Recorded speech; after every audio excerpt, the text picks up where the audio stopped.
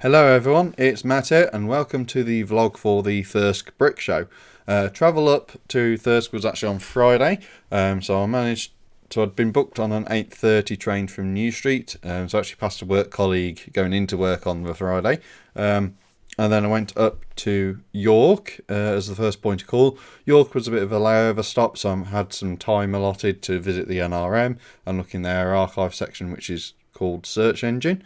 So that's been very fruitful, and you might see some of that result coming later this year, possibly next year.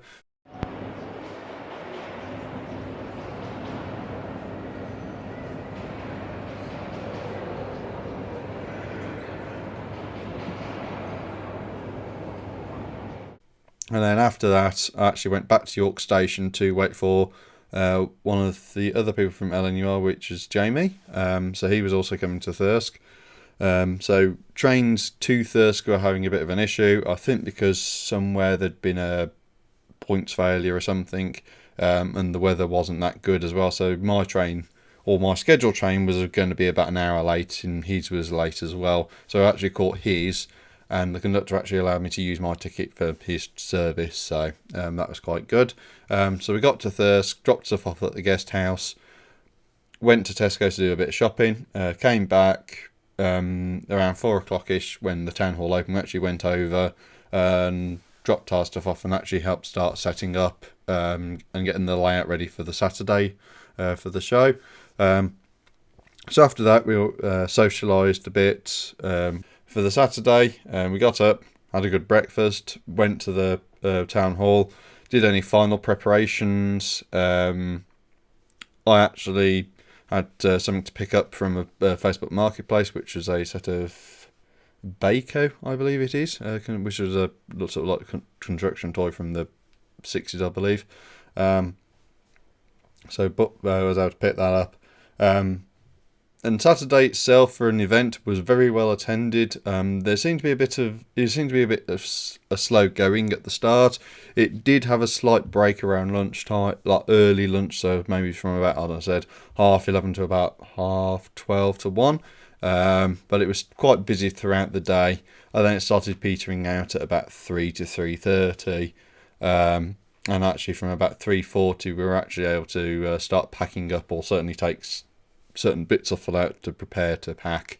And obviously after we'd finished at the event and we'd all packed up and everything was away, we actually went to socialise. So we went to one of the curry houses in Thirsk, and then we went out to back to a pub, and aside from eating some birthday cake, because it was my birthday in February around that time, we actually had some drinks and actually played a few round of Cards Against Humanity, which was went quite well. I didn't win, but fun was had by all, shall we say.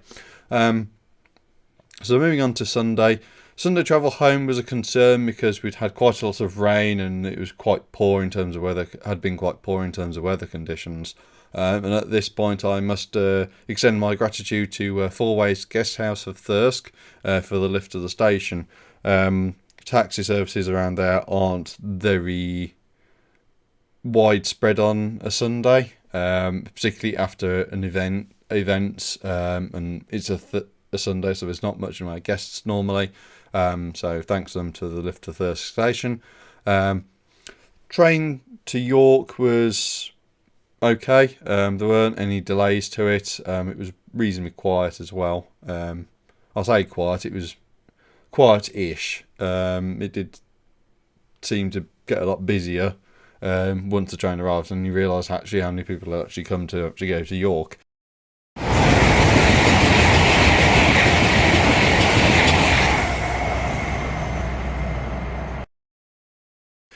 So once we'd got to York, we were holed up for a bit. We waited for relevant services. We actually saw the Battle of Britain Class 91, which was quite a nice surprise. And obviously we went our separate ways to travel to our homes. And I eventually arrived back into Birmingham New Street after 4 o'clock. The service I was going to catch was actually just a few minutes late, which was quite good considering the problems with weather. and it's quite a shock to see some of the train track around Thirsk and around the northeast, because you could it was a bit of a Howl's Moving Castle sort of scene where you've got the train and there's water either side. It was almost that bad. I'd say if the tracks had been, say, a foot lower, or the fields hadn't been quite so deep, then I imagine I would have a lot of issue. I've had a lot of issues getting back home from York, which is thankfully not the case. So I eventually got home on the Sunday, and I did a little bit of unpacking, mainly the lighter sort of stuff, and then once that had been all done, I did the rest of it on the Monday, which I got off work, and then that was it for the event effectively. So now I'll go to an actual camera recording, and we'll go over what I actually bought at Thirsk. Right, so that's recording, right. And thank you, Narration Me, and this is the grand bag opening. So I've actually forgotten what's in here, so I'll have a look. First thing is 1x1 tile clips, so I'll just open one up to show you. These are very boring. That's what they look like, so not a lot there. But at £3, should I need any clips? They're cheap. Next we have an octagonal plate, which is probably going to be useful for something, and a grey crate. Now I've not seen these in grey, but could be useful. Warehouses always have various things, so it's always good to have that. We have a bag of miscellaneous dark bluish grey plates. So these are useful for doing mills modules and for general building. There's quite a few larger ones in there as well from the feel of it, so that could be quite useful.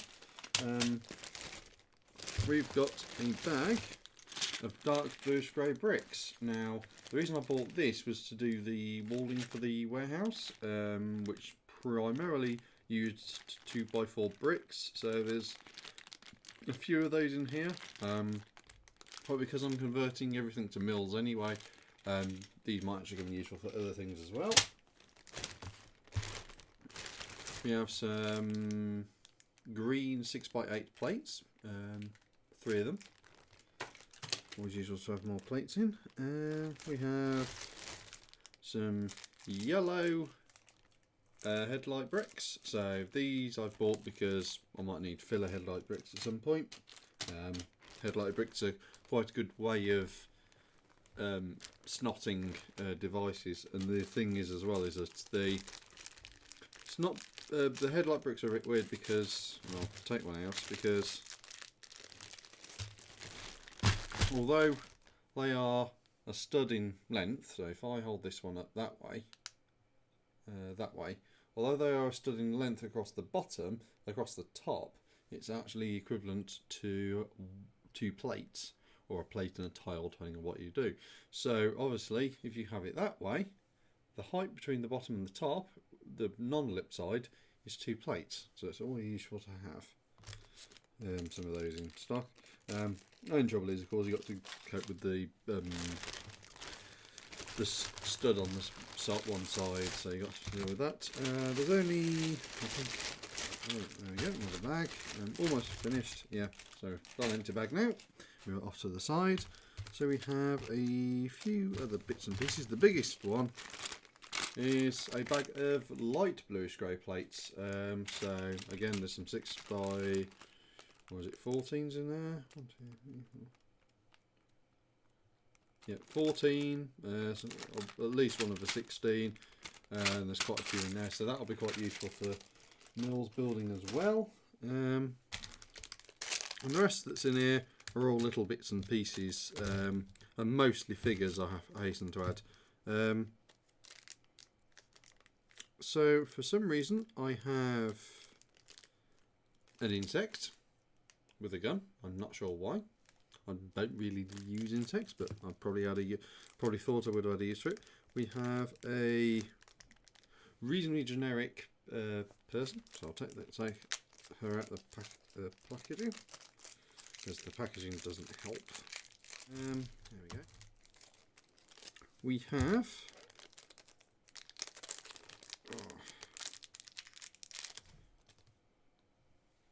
a cat in what I presume is dark brown.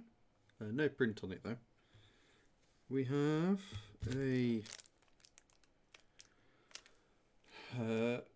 female at the seaside, so I'll just take her out the bag. There's been a slight misprint on the one leg piece. The print on the right leg, as you would be as a figure, it's not quite covering the rightmost point, so you can actually see a bit of yellow underneath. So a bit of misprint on that. We have I don't know his name. I'm not that au fait with Spider-Man verse. I think this is supposed to be Spider-Man's editor, but I bought it because it's a nice suit figure, and the hair pieces are obviously reusable and that sort of stuff. We have as well in the same bag, because I reduced the bags to save space. Another person in a suit, but this one is a bit older. This one's actually a Wild West one, so you got the rather large backpack which actually opens up that way, which is a bit different. Could be useful for parts, possibly. And lastly, we have a Unikitty. Now the reason I bought a Unikitty is so that I can use some of the parts to build a little station. So if I open this up, station. One of the pieces in this Unikitty is this green bit, this green arch, which is a 1x3 piece, but it's got this nice sort of tree leaf sort of printing, because it's supposed to be camouflage, I believe, or a dragon. So obviously as a dragon you've got a bit of a torso print there, but other than that this is actually quite useful for making a tunnel for a miniature train. So you know, just raise it up slightly. So if I do this, so now I put it down, so if I do that, that looks a lot taller now, just by adding some 1x1 plates, and that should be train sized, so I can build a little model somewhere with the train in it, and then use this as the tunnel. And there's obviously a few of the beautiful bits and pieces in here as well. So there's some dark green 1x1 round plates with the hole in, so they're always useful. In actual fact, using with the horns that are in the set, you have miniature trees. So something else that can be put on that little model. So instantly I've gained a tunnel entrance, or a bridge of some description, and 2 trees. Fancy that. So that's it for the haul from Thirsk. I'm not quite sure what the next event is going to be, because of coronavirus, which is kind of a bit of a pain. It's already cancelled north to Notts, so wait and see. And obviously I'll update the Facebook page, or Instagram or something like that, or possibly even put another video out about it as a vlog or something. So that's it for now, and see you soon.